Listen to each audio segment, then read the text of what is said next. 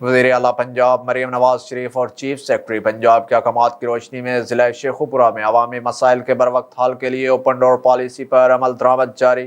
Deputy commissioner Sheikhupura شاہد عمران مارت نے open door policy کے تحت شہریوں کے مسائل سنے اور فوری حل کے لیے متعلقہ افسران کو احکامات جاری کیے۔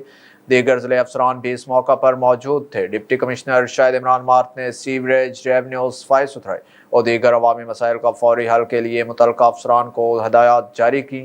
ڈپٹی کمشنر شیخوپورہ شاہد عمران مارت نے اوپن ڈور پالیسی کے حوالے سے گفتگو کرتے ہوئے کہا کہ پنجاب حکومت کی ہدایت پر اوپن ڈور پالیسی کے تحت روزانہ صبح 10 بجے سے 11:30 بجے تک تمام ضلعی افسران عوامی مسائل سن رہے ہیں۔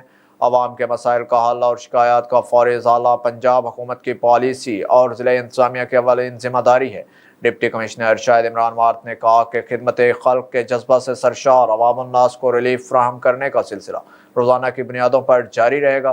شہری اپنے مسائل کے حل کے لیے سرکاری دفاتر میں تشریف لائیں تاکہ انہیں فوری ریلیف فراہم کیا جا سکے۔